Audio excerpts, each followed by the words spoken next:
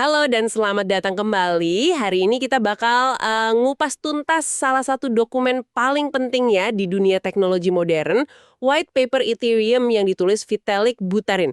Ini bukan cuma soal mata uang kripto lain loh. Sumber ini tuh bener-bener meletakkan dasar buat sebuah platform dengan ambisi yang jauh lebih besar. Betul banget. Kalau Bitcoin itu kan ngenalin kita ke mata uang digital terdesentralisasi sama teknologi blockchain ya. Nah, Ethereum ini kayak nanya, terus apa lagi nih yang bisa kita lakuin pakai teknologi ini? White paper ini itu ibarat cetak biru buat platform komputasi global yang terdesentralisasi. Oke, jadi misi kita kali ini ya, memahami gagasan inti di balik Ethereum langsung dari sumbernya. Kita mau lihat gimana sih bedanya sama Bitcoin, apa aja inovasi kuncinya, terus potensi apa aja yang kebayang sama penciptanya di awal. Siap ya? Mari kita mulai bedal pemikiran di baliknya. Biar kebayang lompatan yang dibikin Ethereum, kayaknya bagus kita ingat-ingat dikit soal Bitcoin. Selain mata uang P2P-nya itu, inovasi gede Satoshi Nakamoto kan blockchain sebagai solusi konsensus ya. Tepat. Secara konsep gitu ya, Bitcoin itu bisa dilihat sebagai sistem yang nyatat perubahan kepemilikan koin. State atau keadaannya itu ya daftar semua koin yang belum dibelanjain, UTXO itu. Masing-masing punya nilai dan punya alamat tertentu. Transaksi itu intinya ngevalidasi kalau Anda punya koinnya, input, terus bikin koin baru, output buat penerima, sama kembalian buat Anda, sambil ngapus koin input tadi. Nah, tapi white paper Ethereum ini langsung nunjukin keterbatasan pendekatan Bitcoin kan? Terutama kalau kita pengen bikin sesuatu yang lebih dari sekedar transaksi duit kan? Betul sekali. Bitcoin memang punya bahasa skrip sederhana, tapi ya itu, terbatas banget. Pertama, dia nggak Turing complete. Artinya, nggak bisa bikin perulangan atau komputasi yang, rumit gitu. Mau bikin logika kompleks, ya harus diulang manual. Jadi nggak efisien sama sekali. Kedua, skripnya itu value blind. Dia nggak bisa tahu atau ngontrol berapa banyak Bitcoin yang pindah. Ini nyusahin buat aplikasi kayak kontrak derivatif gitu. Ketiga, dia lack of state. UTXO itu cuma bisa spend atau unspent, udah gitu aja. Nggak bisa nyimpen info internal yang berubah-ubah. Padahal ini penting buat kontrak multitahap, atau ya, organisasi terdesentralisasi kayak DAO. Jadi keterbatasan-keterbatasan ini ya yang coba dijawab sama Ethereum, bikin sesuatu yang lebih fleksibel gitu. Persis. Keterbatasan itu ditambah lagi susahnya bikin aplikasi blockchain sendiri, atau yang numpang di Bitcoin secara efisien. Nah, itu jadi latar belakang lahirnya Ethereum. Idenya ya bikin satu platform dasar yang fleksibel banget buat bangun. Ya apapun. Nah, ini dia nih intinya. Apa sih gagasan besar Ethereum yang bikin dia beda banget? Gagasannya yang revolusioner tuh gini. Gimana kalau kita bikin blockchain yang punya bahasa pemrograman Turing complete bawaan? Ini kayak kita tanam komputer mini yang bisa diprogram di dalam setiap transaksi. Dengan ini, siapa aja bisa nulis smart contract, program yang jalan di blockchain, dengan logika, aturan kepemilikan, dan cara perubahan state mereka sendiri. Jadinya, Ethereum bukan lagi sekedar buku kas digital, tapi jadi fondasi buat aplikasi terdesentralisasi atau dApps. Wah, ini perubahan mendasar banget ya. Terus gimana Ethereum nyatet state atau keadaannya kalau bukan pakai model UTXO kayak Bitcoin? Ethereum pakainya konsep akun atau accounts. Ada dua jenis nih. Pertama, Externally Owned Accounts, EOA. Ini mirip akun Bitcoin lah. Dikontrol kunci privat bisa mulai transaksi. Yang kedua, nah ini yang baru, Contract Accounts. Akun ini dikontrol sama kodenya sendiri. Setiap akun, mau EOA atau kontrak, itu punya saldo Ether, mata uangnya Ethereum. Terus punya nonce kayak penghitung transaksi. Dan yang penting, akun kontrak itu punya kode dan penyimpanan atau storage yang persisten. Oke, bisa dijelasin lebih lengkap nggak gimana bedanya akun-akun ini dan implikasinya dibanding UTXO? Kedengerannya jauh lebih rumit ya. Bisa. Jadi, perbedaan kuncinya itu ada di statefulness sama programmability. Maksudnya gimana? UTXO itu kan kayak uang tunai ya. Anda punya atau enggak, udah dibelanjain atau belum, udah gitu aja. Nah, akun Ethereum itu lebih kayak rekening bank yang bisa diprogram. Dia punya saldo, iya. Tapi dia juga bisa nyimpen data lain di storage-nya. Anggap aja kayak variabel dalam program gitu. Dan dia punya kode yang nentuin gimana dia bakal bereaksi kalau ada pesan masuk. Implikasinya gede banget. Kita bisa bikin aplikasi dengan logika internal yang kompleks, aplikasi yang bisa ingat status sebelumnya dan berubah seiring waktu. Ini susah banget dilakuin pakai model UTXO. Paham. Jadi lebih dinamis ya. Lalu interaksi antar akun ini gimana caranya? Lewat transaksi dan pesan itu. Fungsi di kontrak atau bahkan bikin kontrak baru. Nah, yang menarik nih, kontrak juga bisa ngirim pesan ke kontrak lain. Ini yang memungkinkan interaksi kompleks antar program di blockchain. Nah, disinilah konsep gas masukan. Ini sering banget disebut tapi kadang agak bikin bingung. Buat apa sih sebenarnya gas ini? Gas ini krusial banget. Kenapa? Karena bahasa pemrogramannya kan Turing complete tuh. Secara teori, ada resiko program jahat atau mungkin error yang jalan terus nggak berhenti-berhenti, infinite loop gitu. Wah, itu bisa membebani seluruh jaringan. Gas itu mekanisme buat mencegah ini. Bayangin aja gas itu kayak bahan bakar buat ngejalanin komputasi di komputer dunianya Ethereum. Setiap operasi, mau itu nambahin angka, nyimpen data, kirim pesan, itu butuh sejumlah gas. Jadi gimana cara kerjanya dalam satu transaksi? Gini, pas Anda kirim transaksi, Anda nentuin dua hal. Start gas, ini batas maksimum gas yang Anda rela keluarin buat transaksi ini, sama gas price. Ini harga per unit gas yang Anda bayar pakai Ether. Nanti jaringan bakal eksekusi transaksi Anda langkah demi langkah sambil ngurangin gas sesuai biaya tiap operasi.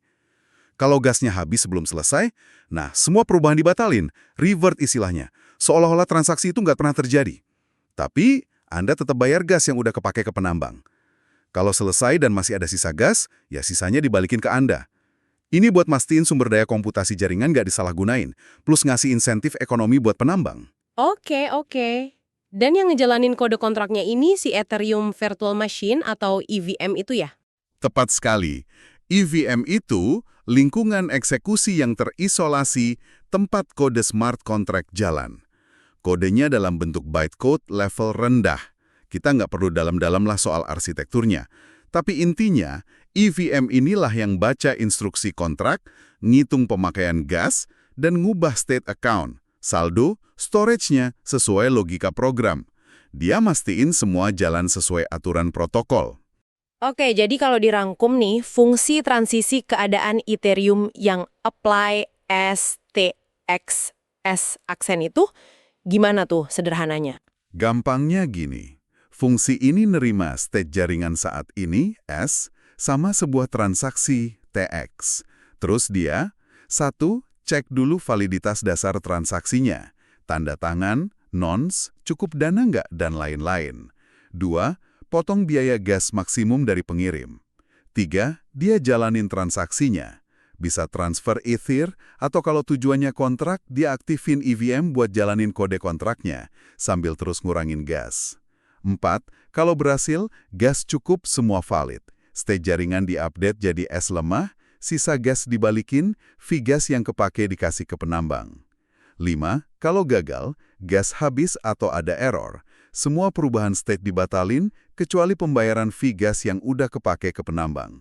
State balik lagi ke S awal sebelum transaksi, tapi ya pengirim rugi fee-nya. Ini penting biar jaringan tetap konsisten. Sip. Terus struktur blockchain-nya gimana? Sama aja kayak Bitcoin? Ada beda kunci nih. Blok Ethereum itu isinya nggak cuma daftar transaksi, tapi juga ada state root. Ini kayak sidik jari digital dari keseluruhan state semua akun. Saldo, kode, storage, setelah transaksi di blok itu diproses. Ini bisa dilakukan secara efisien pakai struktur data namanya Patricia Tree. Ini versi modifikasi dari Merkle Tree. Implikasinya lumayan signifikan. Note, nggak perlu proses ulang semua sejarah transaksi dari awal buat tahu state saat ini. Cukup lihat state root di blok terbaru. Ini penting buat efisiensi. Dan miningnya, ada upaya bikin beda dari Bitcoin biar nggak tersentralisasi sama hardware khusus, ASIC itu. Betul. White paper ini ngusulin algoritma mining yang memory hard. Artinya, butuh banyak memori, bukan cuma kekuatan prosesor murni. Tujuannya biar lebih susah dibikin ASIC-nya. Harapannya, mining jadi lebih terdistribusi, bisa dilakuin pakai GPU biasa. Selain itu, Ethereum juga ngadopsi protokol Joost yang dimodifikasi. Di blockchain cepat kayak Ethereum, blok tiap 15 detik versus 10 menit Bitcoin, banyak blok valid yang telat nyampe jaringan, jadi stale atau unctels. Nah, Joost ini punya cara buat tetap ngitung uncle ini pas nentuin rantai utama. Jadi, keamanannya nambah. Terus pembuat uncle juga dapat sedikit reward. Ini mendorong partisipasi lah. Nah, ini nih bagian yang paling ditunggu-tunggu. Dengan fondasi yang fleksibel ini, aplikasi apa aja sih yang kebayang bisa dibangun di atas Ethereum menurut white paper? White paper ngegrupin jadi 3 kategori. Finansial, semi-finansial, sama non-finansial. Tapi yang lebih seru itu contoh-contoh spesifiknya. Ini nunjukin betapa luasnya visi awal Ethereum. Oke, coba kita lihat beberapa yang paling menonjol deh. Pertama, token system. White paper ngejelasin betapa gampangnya bikin token atau mata uang digital sendiri di atas Ethereum. Ini sebenarnya cuma implementasi database sederhana aja di dalam smart contract. Ini yang jadi cikal bakal ribuan token ERC20 yang kita lihat sekarang. Bahkan dulu, udah kebayang token ini bisa dipakai buat bayar gas juga. Wah, ini dasar dari banyak banget proyek kripto zaman sekarang ya. Apalagi? Financial derivatives sama stablecoins, kemampuan buat memprogram uang, ini memungkinkan kita bikin kontrak derivatif yang kompleks. Misalnya buat melindungi nilai, hedging gitu, dari volatilitas harga. Tantangan utamanya ya butuh data dunia nyata, misal harga ETH banding USD yang dimasukin ke blockchain lewat Oracle. Ini visi awal buat apa yang sekarang kita kenal sebagai DeFi, Decentralized Finance. Selain finansial, yang paling radikal mungkin konsep DAO ya, Decentralized Autonomous Organizations. Bisa dijelasin lebih lengkap nggak soal ini? Konsepnya gimana sih? DAO ini konsep yang kuat banget sih dan mungkin paling futuristik ya. Di white paper itu, bayangin sebuah organisasi yang aturan mainnya, kepemilikan sahamnya, kalau ada, bahkan pengeluaran dananya itu diatur sepenuhnya sama kode smart contract dan hasil voting para anggotanya di blockchain. Nggak ada CEO atau dewan direksi kayak biasanya gitu. Kode adalah hukumnya. White paper ngebayangin DAO bisa ngelola dana, nyewa orang, lewat smart contract lagi, dan bahkan ngubah aturannya sendiri kalau mayoritas, misal lebih dari 67%, setuju lewat voting. Ini benar-benar ide soal organisasi yang jalan otomatis, otonom gitu. Wah, gila sih. Kedengarannya kayak fiksi ilmiah banget ya waktu itu. Ada contoh lain yang menarik nggak? Ada lagi decentralized file storage. Mirip Dropbox tapi desentralisasi. Pengguna nyewain hard drive-nya, data dienkripsi terus disebar. Kontrak pintarnya mastiin data itu beneran disimpan dengan cara minta bukti acak gitu. Terus ada identity and reputation systems, sistem identitas digital yang lebih kaya dari sekedar nama domain. Bahkan ada ide pasar prediksi terdesentralisasi sama perjudian P2P yang adil. Intinya sih, hampir semua interaksi digital yang melibatkan aturan, nilai, sama kepemilikan, itu bisa dibayangin dibangun di atas Ethereum. Luas banget kemungkinannya. Dengan potensi segede itu pasti ada tantangan sama kekhawatiran yang udah kepikiran dari awal juga kan? Misalnya soal biaya tadi. Iya benar, white paper juga ngeritik model biaya sukarela di Bitcoin yang bisa micu tragedy of the commons. Nah di Ethereum solusinya adalah batas gas per blok yang dinamis, floating cap. Ini buat mencegah satu transaksi monopoli sumber daya jaringan dan bikin biaya lebih bisa diprediksi, disesuaiin sama permintaan jaringan saat itu. Terus gimana soal resiko dari Turing completeness itu sendiri? Potensi bug atau loop yang nggak berhenti? Kayak yang tadi dibahas, gas itu jawabannya. Batas komputasi per transaksi itu mencegah program liar. Argumen di white paper itu gini, bahkan bahasa yang nggak Turing komplit pun sebenarnya nggak kebal dari serangan logika kalau nggak ada mekanisme pembatas serupa. Jadi ya mendingan sekalian aja kasih fleksibilitas penuh, tapi dengan pengaman gas yang kuat. Dan masalah klasik blockchain, skalabilitas. Kalau tiap node harus proses tiap transaksi, itu pasti nggak bakal bisa skala ke jutaan pengguna kan? Bener banget. Ini udah diakui sebagai tantangan gede dari awal. White paper nyebutin beberapa ide awal sih. Pertama, mining yang memory hard tadi. Harapannya bisa jaga jumlah full node tetap banyak. Kedua, yang lebih penting, penyimpanan state root di tiap blok. Ini memungkinkan verifikasi yang jauh lebih efisien. Node ringan atau light node nggak perlu proses semua transaksi. Cukup periksa bukti state yang relevan aja, yang ukurannya jauh lebih kecil. Ini bisa dibilang cikal bakal dari solusi skalabilitas layer 2 sama teknik validasi state yang berkembang pesat sekarang ini.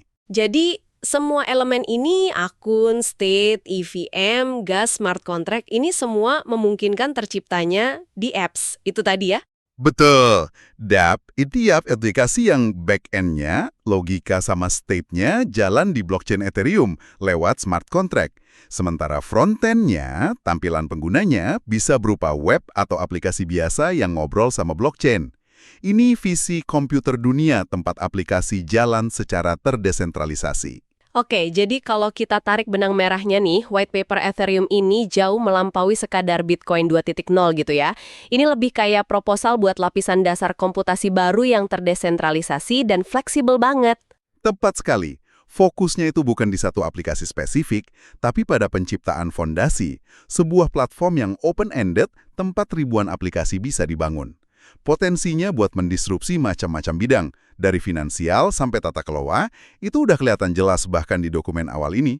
Kemampuan buat mendefinisikan fungsi transisi keadaan secara arbitrer, itu kunci fleksibilitasnya. Pembahasan kita hari ini benar-benar ngupas visi ambisius di balik Ethereum ya, langsung dari cetak biru awalnya. Sebuah platform yang dirancang buat kemungkinan yang nggak terbatas. Memang, kayak kutipan penutup di white paper itu, tujuannya adalah memungkinkan kita bangun sistem apapun yang bisa kita bayangin. Dan banyak lainnya yang bahkan belum kita bayangkan. Itu semangat eksplorasi yang kuat banget di baliknya. Nah, ini mungkin pertanyaan penutup nih buat Anda pikirkan. Mengingat fondasi komputasi terdesentralisasi yang fleksibel ini, inovasi atau aplikasi tak terduga apa sih menurut Anda yang paling signifikan? Yang mungkin nggak secara eksplisit kebayang dalam white paper awal ini? Sesuatu buat direnungkan ya. Sampai jumpa di pembahasan berikutnya.